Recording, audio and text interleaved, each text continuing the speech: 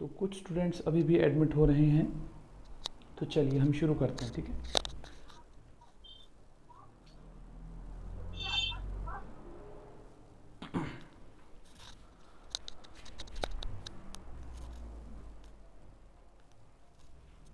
आज का जो हमारा डेमो रहने वाला है दोस्तों वो है क्यूब रूट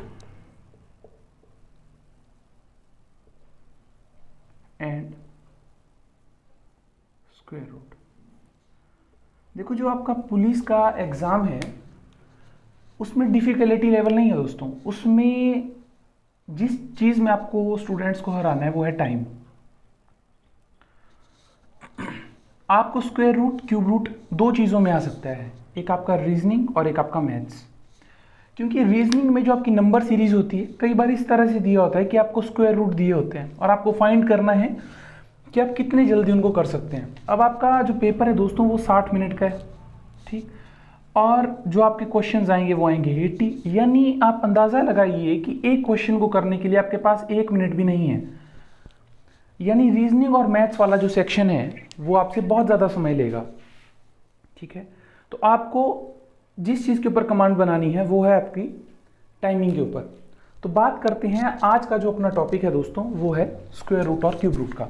तो चलिए, सबसे पहले मैं आपको क्यूब रूट निकालना बताता हूँ। क्यूब रूट किस तरह से निकलता है और ये क्यूब रूट होता क्या है। क्यूब रूट को जो रिप्रेजेंट किया जाता है दोस्तों वो इस तरह से क्यूब रूट को रिप्रेजेंट किया जाता है। रूट के बाहर क्या लिखा जाता है, 3 लिखा जाता है। यानी ये क्यूब रूट कोई ऐसी टर्म होती है जिनको हम किन्हीं 3 टर्म को मल्टीप्लाई करते हैं। जैसे फॉर एग्जांपल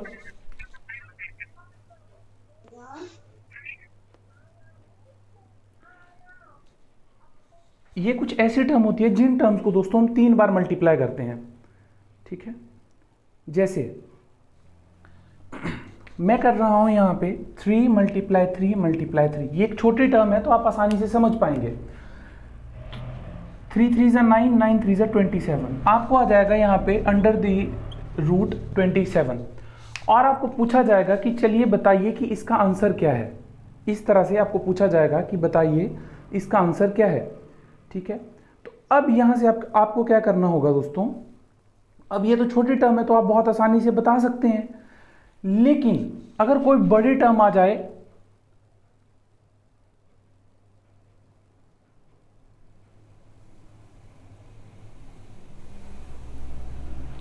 अगर कोई बड़ी टर्म आ जाए दोस्तों तो फिर आप कैसे फाइंड करेंगे। ठीक है, तो देखिए ध्यान से।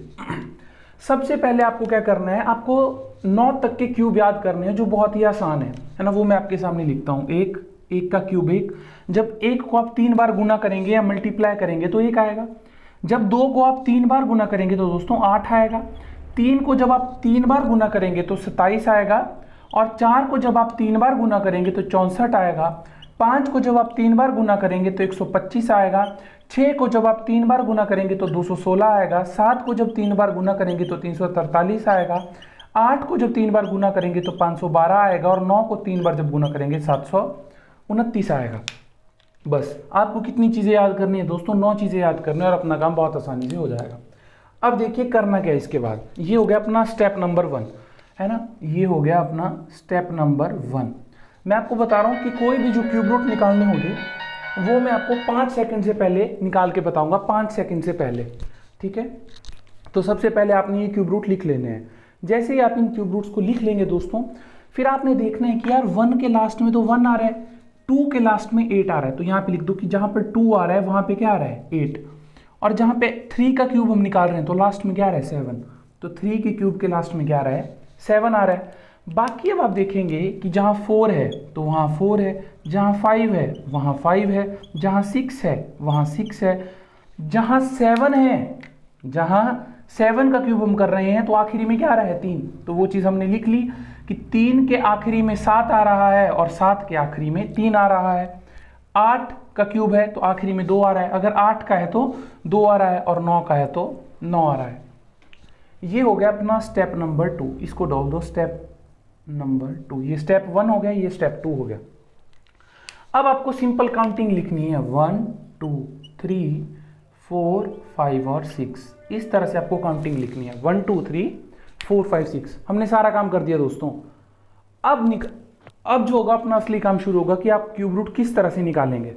ठीक है, तो देखिए मान लो अब अपने अगर आपके पास कोई और फोन है तो आप उसमें 84 को 3 बार मल्टीप्लाई करेंगे तो जब आपको आंसर मिलेगा वो मिलेगा आपको 592704, 592704। इस तरह से आपको आ जाएगा एग्जाम में कि find the cube root of this term 592704। ठीक है, अब आपको बताना है कि ये किसका क्यूब है। तो स्टेप नंबर 1 क्या करना है, जो भी टर्म आपको दी है उसके आखिरी में देखना है कि क्या लिखा गया है 4।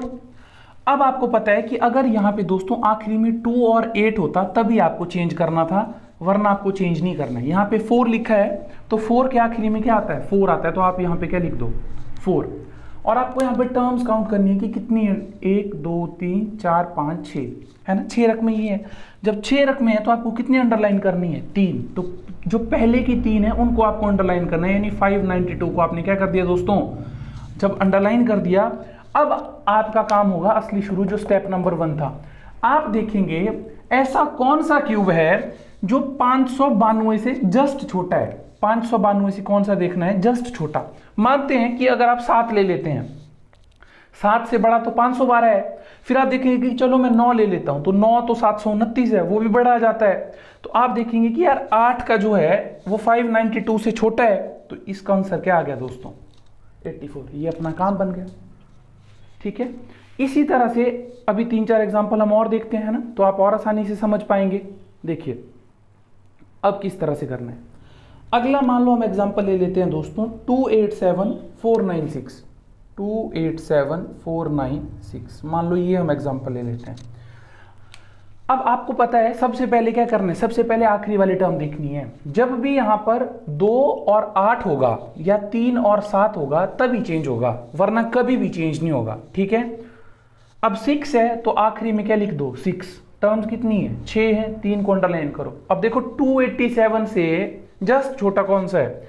अब आप देखेंगे अगर आप 343 लेंगे यार तो बड़ा जा रहा है, फिर आप देखेंगे कि यार 216 ले लेता हूं तो वो भी फिर आपका बड़ा जा रहा है, छोटा जा रहा है। तो इसका जो आंसर होगा वो कितना जाएगा दोस्तों 66, क्योंकि 287 से छोटा क्या होता है आपका 216। इस जो फर्स्ट 3 टर्म्स होंगी उससे छोटा देखना है। ये है तब जब आपके पास दोस्तों 6 रकमें हैं। जरूरी नहीं है कि हर बार 6 रकमों वाला ही आएगा, कई बार आपको 4 रकमों वाला भी आ सकता है। जैसे फॉर एग्जांपल मान लेते हैं कि आपको आ गया 4913, ये आ गया आपको, ये क्यूब रूट है। ठीक है, इनके बाहर 3 लिखा गया होगा तभी वो क्यूब रूट होंगे, अगर 3 नहीं लिखा गया होगा तो फिर वो नहीं होंगे, फिर वो स्क्वायर रूट होगा। अब इसमें क्या करना है, सेम वही काम है, पहला 3 है।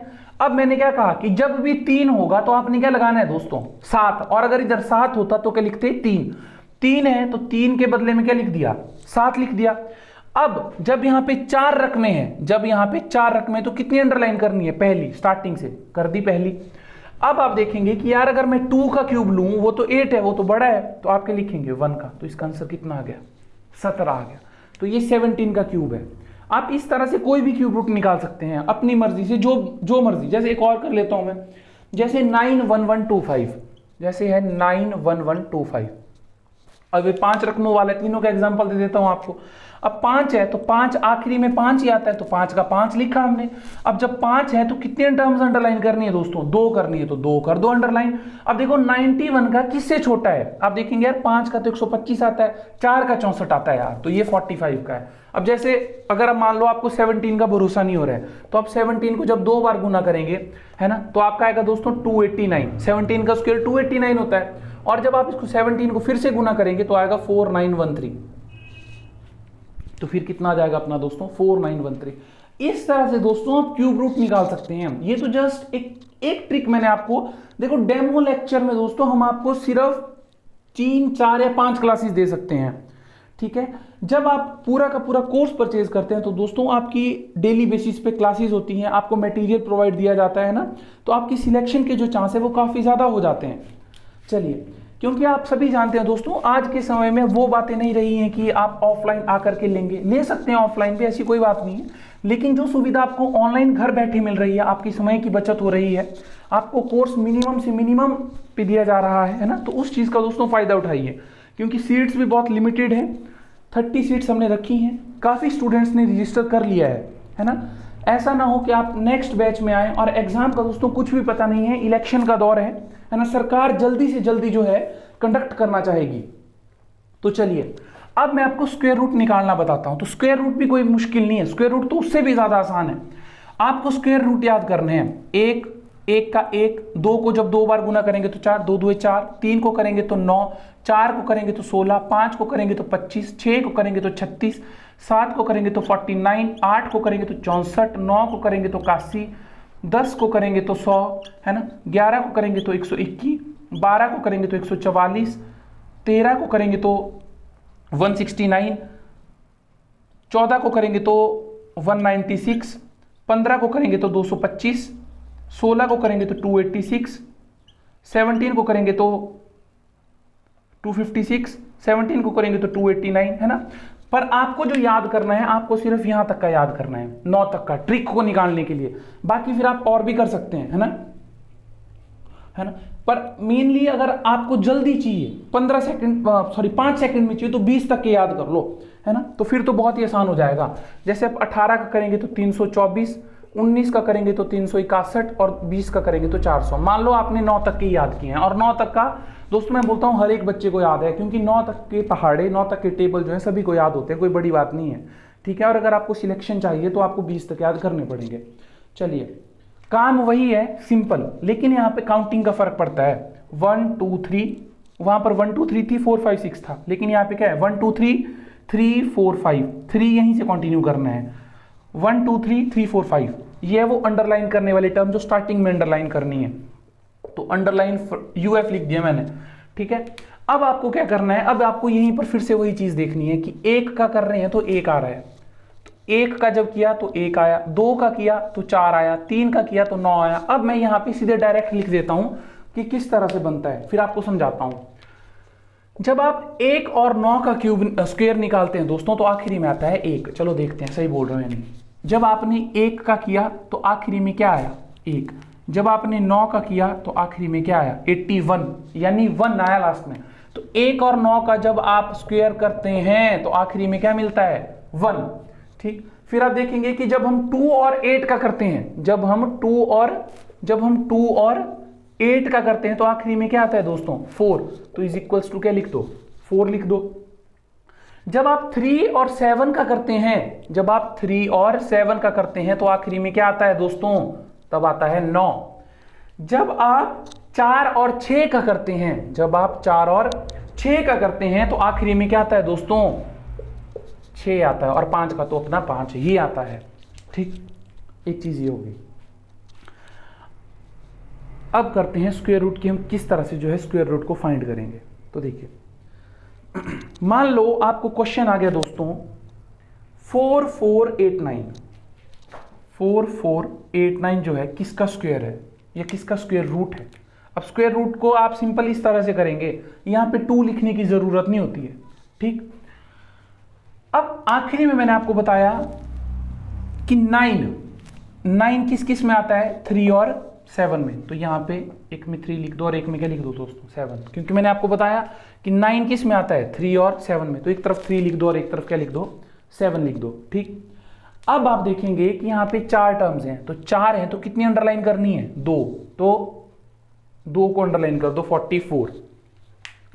44 जब आपने अंडरलाइन किया, अब आप देखेंगे कि यार 44 जब अंडरलाइन हो रहा है तो 44 किससे छोटा है। अब आप बताएंगे मुझे, आप देखेंगे कि यार 7 का तो 49 आता है, 6 का सही है भाई, 6 का कितना बन रहा है 36, और ये 44 से छोटा है तो आप लिख देंगे 63 या 67। अब यहां पे आपको पता होना चाहिए कि ये किसका है, एक है 63 और एक है 67, इन दोनों में से किसी एक का है। अब इसका कैसे पता चलाएं, ये भी तो फिर समय खाएगा। आपको क्या करना है, ये जो 6 है इससे अगली वाली टर्म से मल्टीप्लाई करना है, जो इसकी अपकमिंग टर्म है। अगर इधर 9 होता तो आप 10 से करते, 11 होता तो आप 12 से करते, 13 होते तो 14 से करते। तो 6 को जब आप 7 से गुना करेंगे तो ये आएगा आपका 42। ये कितना आ गया 42।